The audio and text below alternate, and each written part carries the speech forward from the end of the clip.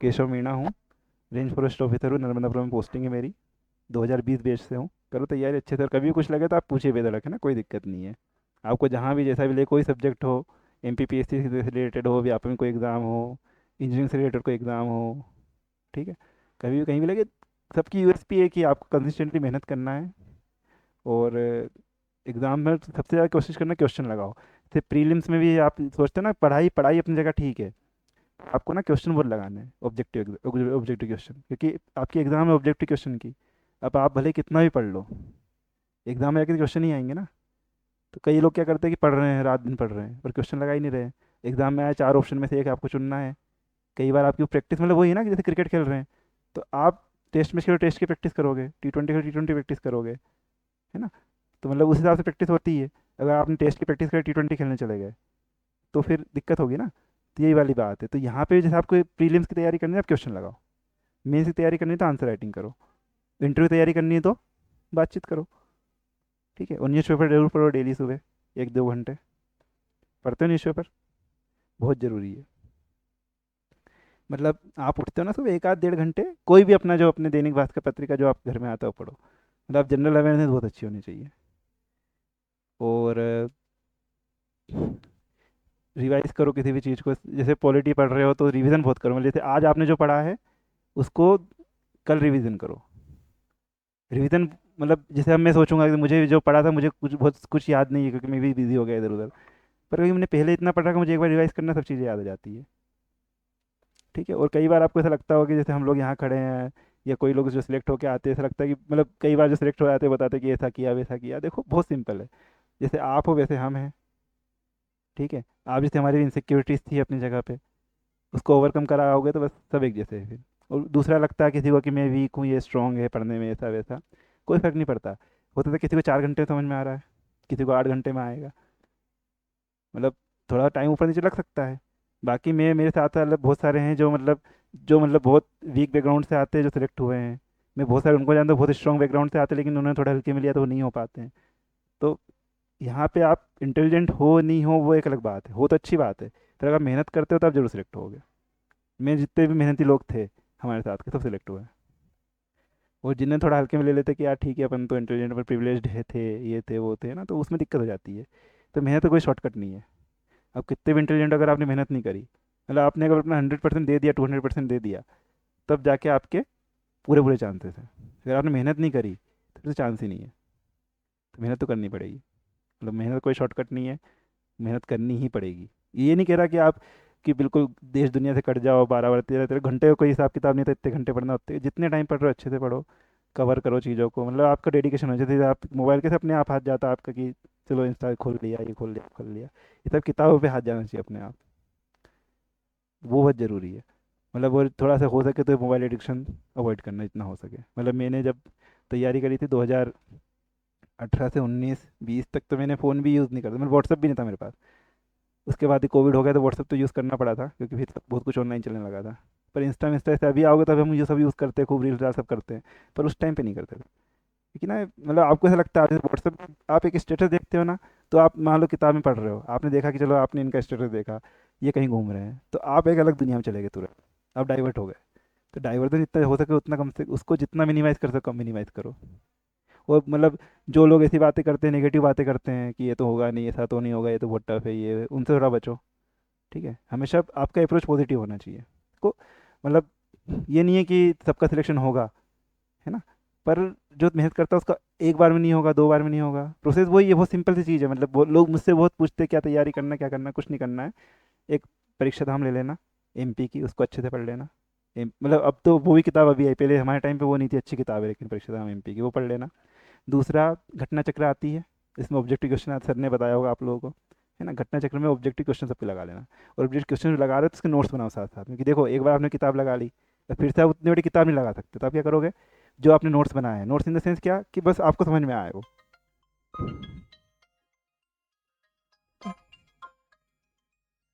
तो उसको फिर से आप रिवाइज कर सकते हो। तो मैंने जब क्वेश्चन लगाया तो वो आज भी रखे हैं मेरे पास। तो मुझे पढ़ना होगा तो मुझसे रिवाइज करूंगा, है ना। तो आप जब पढ़ रहे हो तो उसको मतलब आपके पास वो चीज़ें, मतलब अगली बार जब पढ़े, आपने एक दिन में उसको 2 घंटे में पढ़ा, अगली बार 10 मिनट रिवाइज होना चाहिए वो, फिर 2 घंटे से लगा सकते हैं आप। और भी बहुत कुछ करना है। ठीक है। तो पॉलिटी है, हिस्ट्री, इनकी घटना चक्र लगा लेना अच्छे से सारी, ये सब ज़रूर पढ़ना। ठीक है। और मेंस की आंसर राइटिंग में करना, जैसे आपको लग रहा है कि प्रीलिम्स में मुझे कॉन्फिडेंस आ गया ठीक ठाक, पहले प्रीलिम्स की तैयारी करना अच्छे से। ठीक है। प्रीलिम्स अच्छा हो जाए, कॉन्फिडेंट हो जाओ, तब मेंस पे जाना, कि मेंस आप लिखोगे तब जब आपका प्रीलिम्स निकलेगा। ठीक है। मैं कई लोग क्या करते हैं, मेंस पे लगे हैं वो प्रीलिम्स नहीं निकल पाए, पता चले। तो प्रीलिम्स को अच्छा कॉन्फिडेंट करो। ठीक है। आप अंदर रहोगे तभी तो खेलोगे, सर ये बोलते होंगे ना, आप ग्राउंड में जाओगे तब खेलोगे। ग्राउंड में जाने का गेट जो प्रीलिम्स है, फिर मेंस पे अच्छी कमांड होनी चाहिए। ठीक है। इंटरव्यू तो जो दे रहा है सब सब बराबर काबिलियत के लोग होते हैं, इंटरव्यू देने वाले, इनका मेंस नहीं होता, सब बराबर काबिलियत के होते हैं। उस दिन जिस दिन एक दिन इनके पक्ष में चला गया, उनका हो जाता है। तो वो कभी ना कभी सबका, जैसे आकाश को आप लोग जानते हैं, आकाश रघुवंशी को पढ़ाया होगा ना आपको। हाँ, तो वो मुझसे पहले तैयारी कर रहा है, वो बहुत इंटेलिजेंट है।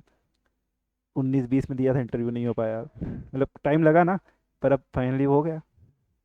तो वो एक दिन नहीं आया था पक्ष में, इस बार आ गया। मतलब काबिलियत बहुत है, पता ही था वो, तो हमको ही हो ही जाना सबका। और भी लोग हैं हमारे साथ के। तो सबका, जैसे मोनिका पटेल जानते हो, पहली बार में हो गई सिलेक्ट, हम दोनों साथ में इंटरव्यू दिया था।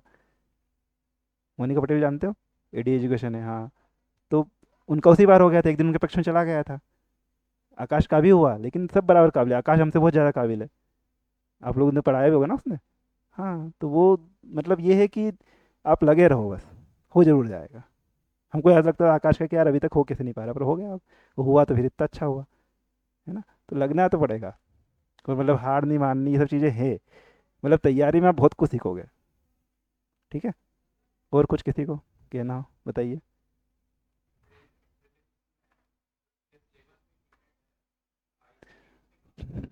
ICT, information communication technology.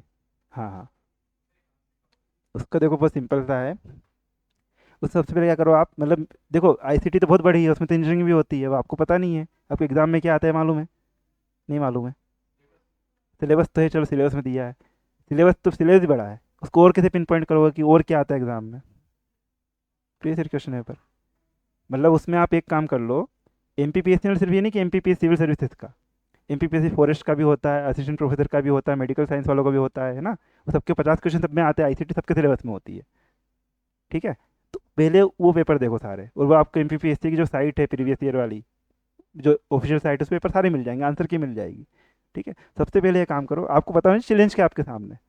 अब वही आईसीटी तो इंजीनियरिंग भी होती है, तो अपना थोड़ी पढ़ना है अपने को। पढ़ना कितना है जो एग्जाम में आता है, आपको इंटेलिजेंट नहीं बनना, आपको सिर्फ एग्जाम निकालनी है ना। तो आप सबसे पहले क्या करो, जितने क्वेश्चन पेपर हुए हैं, शुरू कहाँ से करो, पहले एमपीपीएससी के निकाल लो। जैसे अभी 2000 कौन सा आखिरी हुआ था, 25, 25 का प्रीलिम्स देखो, उसमें कौन कौन से, उसमें आईसीटी क्वेश्चन निकाल के लग लिख लो आप। ठीक है। फिर 24 का पेपर उठाओ, उसका निकाल रख लो। 18, 19, 12, 13, जहाँ तक जाना चले जाओ। ठीक है। उसमें सारे क्वेश्चन निकाल के रख लो, और वो रिपीट होंगे, मैं आपको बता सकता हूँ रिपीट होंगे। मतलब मैंने M P P S C का प्रीलिम्स दिया था, 15 दिन बाद मेरा इंजीनियरिंग वाला प्रीलिम्स था, मतलब इंजीनियरिंग में जो ए के लिए एग्ज़ाम होता है वो। और उसी के बाद फॉरेस्ट का मेरा मेंस था, ये विद इन एक महीने मेरा एग्ज़ाम हुआ था, एक क्वेश्चन तीनों में रिपीट हुआ था। एक ही क्वेश्चन तीनों एग्जाम में, एक ही क्वेश्चन रिपीट हो गया। तो क्वेश्चन तो रिपीट हो रहे हैं, पर अब आप सोचो M P P S C के, एम पी सिविल सर्विसेज का होगा तो वो हो सकता नहीं हो, पर दूसरे एग्जाम का हो जाएगा इधर। तो आप पहले क्या करो, सारे जो क्वेश्चन पेपर थे आप पहले क्वेश्चन निकालो उसके। ठीक है। क्वेश्चन निकालो, एक जगह आप उसको कंपाइल कर लो, आपको समझ आएगा कि जो अपने M P P S C है, इसका कोर एरिया कहाँ से पूछ रहा है, उसको पढ़ो। पढ़ने के लिए बहुत सारे सोर्सेज है, पढ़ने के लिए कोई कमी नहीं है, आईसीटी तो सब्जेक्ट है, आपको सब उधर मिल जाएगा। आजकल मटेरियल कोई कमी नहीं है। आजकल प्रॉब्लम है मटेरियल बहुत ज़्यादा हो गया है, और आप प्रोसेस नहीं कर पा रहे हो क्या पढ़ना है, पिन पॉइंट नहीं कर पा रहे हो क्या पढ़ना है। तो आप पिन पॉइंट करने के लिए करना है कि जो एग्ज़ाम पूछ रहा है, जो आयोग पूछ रहा है वो करो।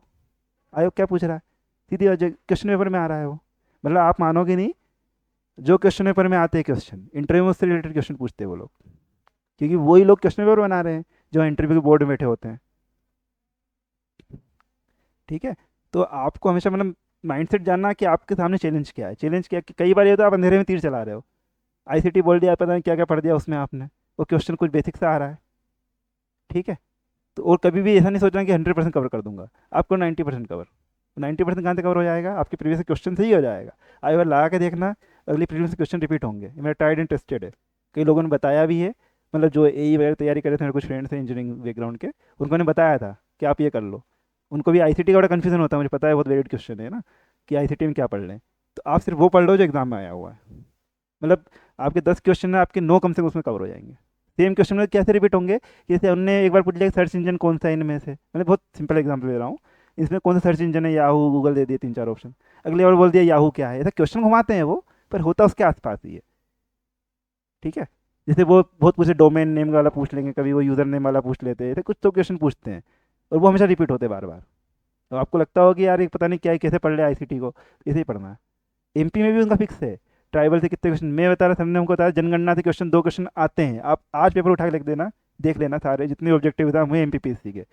2 क्वेश्चन जनगणना के नहीं आएंगे, क्वेश्चन पेपर कंप्लीट ही नहीं होता है। 2 क्वेश्चन जब तक उससे नहीं आते, अपने जो फॉरेस्ट रिपोर्ट आती है ना अपनी 2023 की, अभी 2025 की आ गई होगी लेटेस्ट, आने वाली होगी शायद 2025 की, या आ गई हो, मुझे एग्जैक्टली याद नहीं आ रहा। तो उसमें से 2 क्वेश्चन 100% आते हैं। सबसे ज़्यादा वन वाला जिला कौन सा, सबसे कम वन वाला जिला कौन सा है, कहाँ सबसे ज़्यादा जनसंख्या घनत्व है, कहाँ कम है, ये क्वेश्चन आएंगे ही आएंगे। आप भले कितने भी ज्ञानी बने रहो, आपने वो नहीं पढ़ा फॉरेस्ट रिपोर्ट, 2 क्वेश्चन गलत है आपके। एमपी का आर्थिक सर्वेक्षण क्वेश्चन आएंगे ही आएंगे। इंडिया का बजट से क्वेश्चन आएंगे ही आएंगे। जो योजना है अपने, ये पद्मश्री पद्म विभूषण मिलते क्वेश्चन आना ही आना है। मतलब मैं आपको बता रहा हूँ आज भी उनका सिलेक्शन नहीं हो रहा है जो बहुत पढ़ रहे हैं। मतलब पढ़ रहे हैं, अच्छी बात, पढ़ाई तो करनी है, पर जो पॉइंटेड पढ़ रहे हैं, क्या आ रहा है वो पढ़ना बहुत जरूरी है। अब पद्म विभूषण पद्मश्री पढ़ के नहीं गए, और वो क्वेश्चन तो आना ही आना है, तय है वो। मतलब ऐसा पेपर बनेगा नहीं जिसमें पद्मश्री पद्म विभूषण नहीं आए। आप पढ़ के देख लेना, अभी उठा के देख लेना पेपर वाली पूरा। तो ये बहुत पिन पॉइंटेड चीज़ है, मतलब आपको वो पढ़ना है जो एग्जाम पूछ, सबसे बड़ी बात यही, बहुत सिंपल सी बात है, जो वो पढ़ना है जो एग्जाम पूछ रहा है। और वो कहाँ से मिलेगा आपको, क्वेश्चन पेपर से। ये सिंपल एज दैट है ना।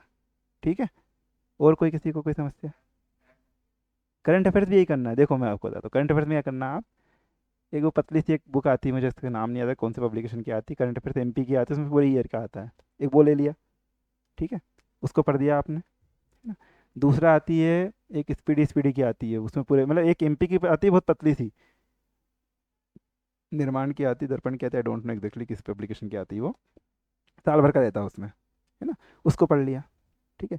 दूसरा क्या करना करंट अफेयर्स में, आप एक न्यूज़पेपर पढ़ने, मैंने आपको बोला ही है, रोज़ सुबह 1 घंटे न्यूज़पेपर पढ़ना है। क्या होता है, देखो क्या होता है कि आप लिखो मत, न्यूज़पेपर पढ़ने बैठते हैं नोट्स बना रहे, सिर्फ पढ़ लो। उससे क्या होता है, जब एग्जाम में आने वाली है आपके, आप जब वो मैगजीन पढ़ रहे होते हो, तो आपको चीज़ें ध्यान रहती है कि अपने उस दिन पढ़ा था न्यूज़पेपर में, तो आपको चीज़ें ग्रास्प जल्दी हो जाती है।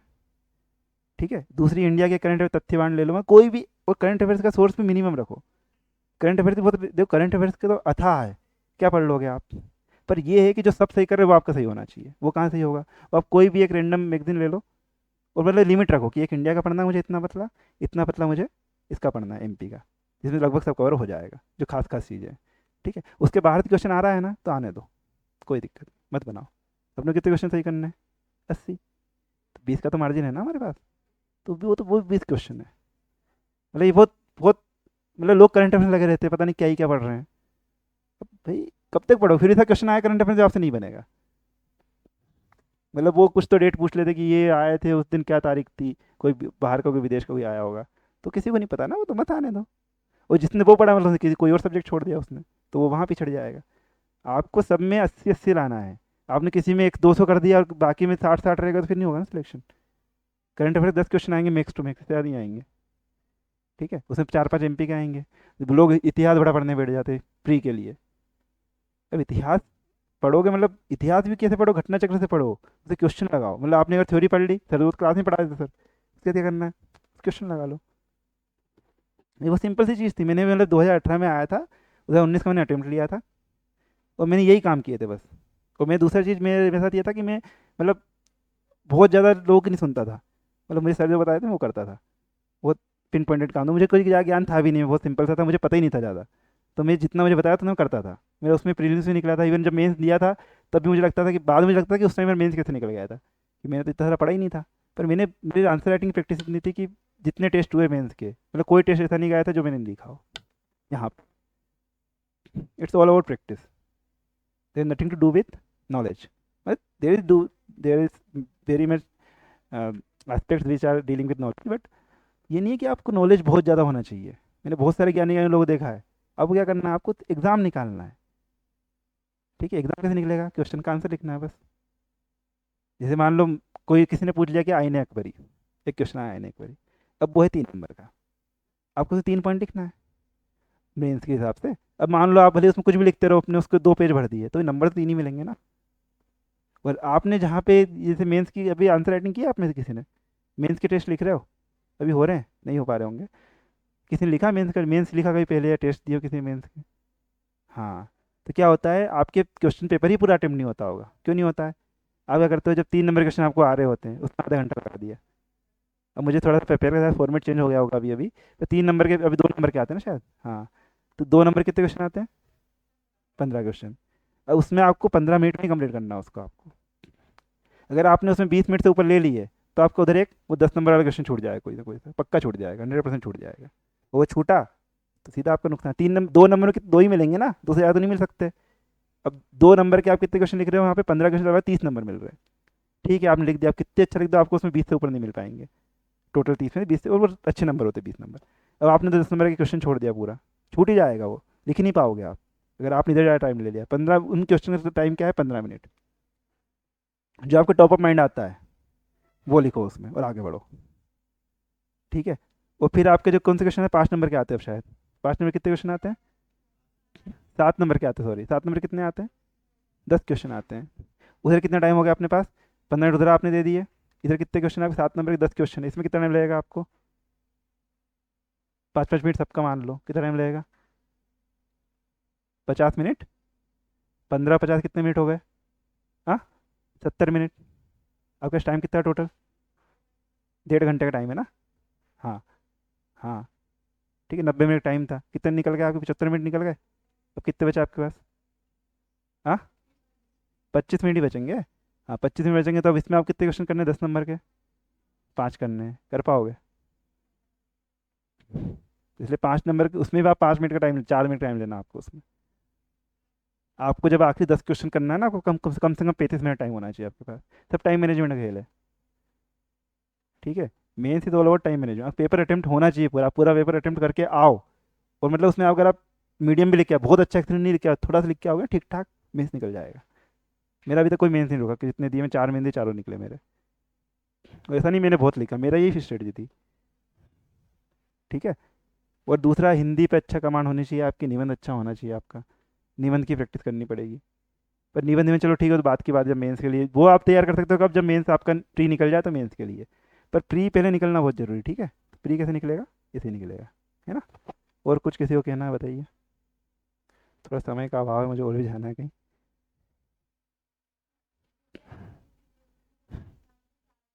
अच्छा, हाँ। नहीं, अभी आप मेंस नहीं, आप बेसिक पढ़ो, बढ़िया बढ़िया एनसीईआरटी पढ़ो। हिस्ट्री की स्पेक्ट्रम उठा के पढ़ो, कोई दिक्कत नहीं, आराम से पढ़ो। अभी अब जैसे आपका स्टार्ट ट्रायल है, आपका आपका नॉलेज गेन करने का टाइम है, नॉलेज गेन करो।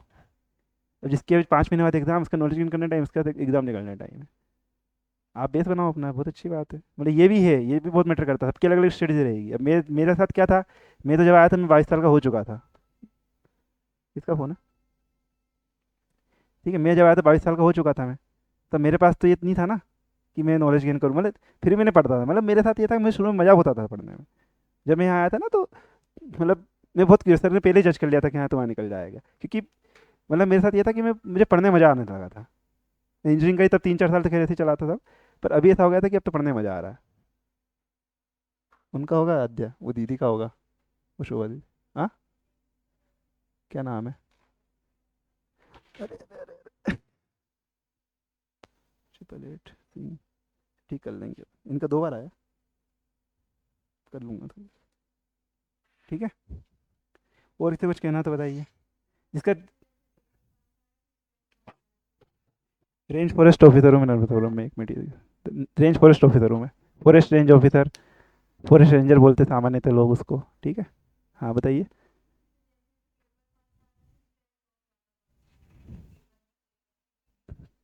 तो बस प्रोसेस फॉलो करो ना। देखो, स्ट्रेस लेने से निकलेगा तो नहीं। वही प्रैक्टिस, इसलिए तो मैं बोल रहा हूँ, आप जितना प्रीलिम्स के टेस्ट दोगे ना, उतना आप स्ट्रेस फ्री रहोगे। जितना आप टेस्ट दोगे ना, उतना आप स्ट्रेस फ्री रहोगे।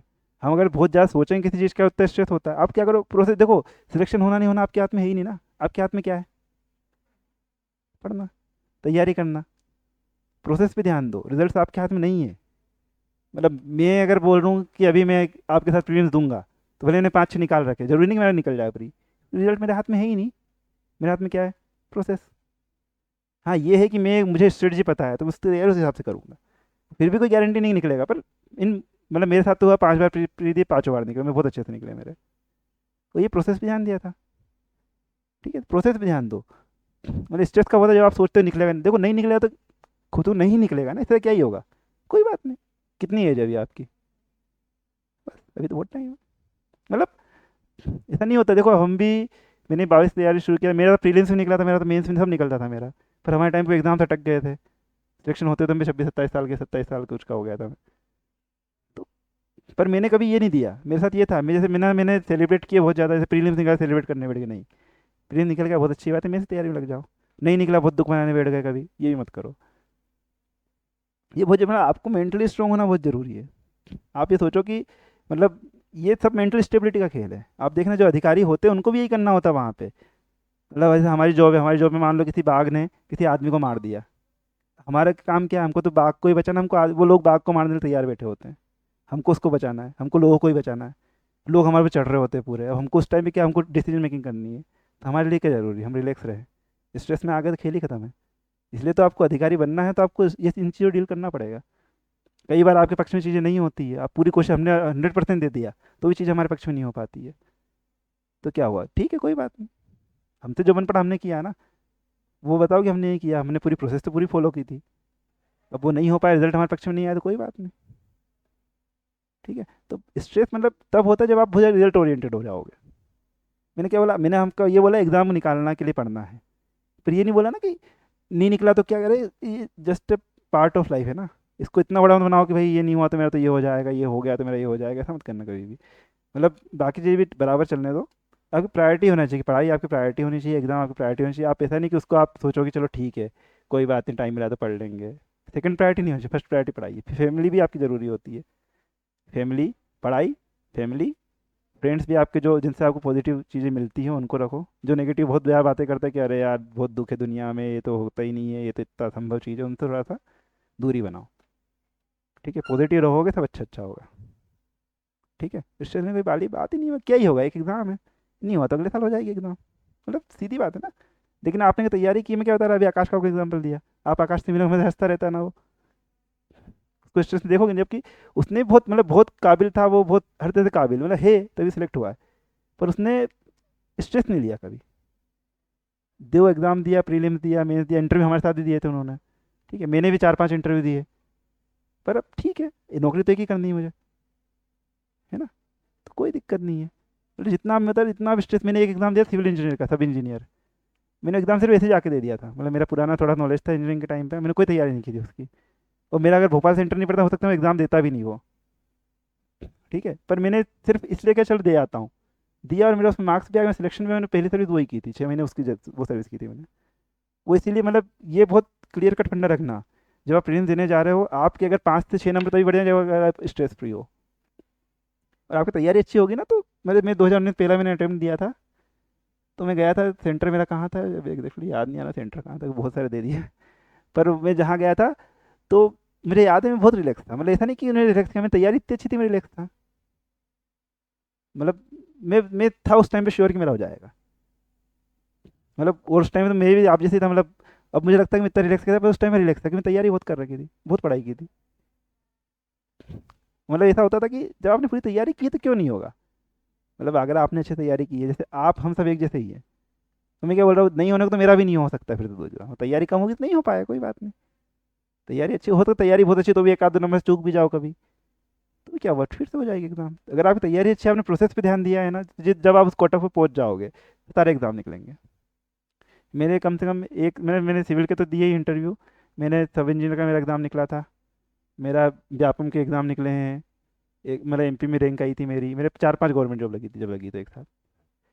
मैं ये नहीं बता रहा कि मैं मतलब मैंने इतना किया, ये ऐसा कुछ नहीं है, वो तो नहीं भी हुए मेरे बहुत सारे एग्जाम्स में, पर मैंने स्ट्रेस नहीं लिया कभी। तो जब उस लेवल पहुंच के सारे एग्जाम निकले फिर। ठीक है। और विश्वास रखो, खुद में विश्वास रखना बहुत जरूरी है। मतलब मैं तो आपको जानते हैं आपकी स्ट्रेंथ क्या वीकनेस क्या, आप सबसे अच्छे से जानते हो, उस पर काम करो, वीकनेस जो है। उस स्ट्रेंथ पे ये नहीं कि अपन ने बहुत ओवर कॉन्फिडेंट भी कभी नहीं होना। देखो स्मार्टनेस बहुत जरूरी है, पर ओवर स्मार्टनेस उतनी खतरनाक है। अब स्मार्ट नहीं हो एक बार चल जाए, पर ओवर स्मार्ट बिल्कुल नहीं होना है। कॉन्फिडेंस बहुत जरूरी है, पर ओवर कॉन्फिडेंट कभी नहीं होना है। मतलब ओवर कॉन्फिडेंस बहुत खतरनाक चीज़ है। ठीक है। और कोई कुछ पूछ रहा तो बताइए। स्ट्रेस बिल्कुल मत लेना, बस स्ट्रेस तो मत लेना, रिलैक्स रहना। मतलब अब यहाँ पे कोई है नहीं जो मुझे जानता है, जैसे प्रिया आपको पढ़ाती है शायद, अभी नहीं पढ़ा रही, हाँ, बाकी रागिनी को अगर जानते हो आप तो मतलब हाँ, तो वो लोग जानते हैं। मतलब मैं जहाँ यह तैयारी पढ़ाई में बहुत करता था, पर कभी स्ट्रेस नहीं था, मैं रिलैक्स रहता था। स्ट्रेस बिल्कुल मत लेना कोई भी। पढ़ाई करो, अपना काम करो, ईमानदारी से करो उसको, टेंशन क्यों ही लेना। नहीं हुआ तो कोई बात नहीं, अगली बार दे देंगे एग्ज़ाम। ठीक है। और कोई? ठीक है, निकलूँ फिर मैं, है ना? आपको लगे कभी भी तो आप नंबर ले लीजिएगा सर से, जब भी कुछ भी लगे आप कॉल कर लीजिएगा। हो सकता है कभी भी मतलब मान लो कहीं ऑफिस में किसी अधिकारी साहब नहीं उठाऊँ फ़ोन, व्हाट्सएप मैसेज कर देना, नाम बता देना, तो मैं आपको रिप्लाई कर लूँगा। ठीक है। ओके। ठीक है, थैंक यू।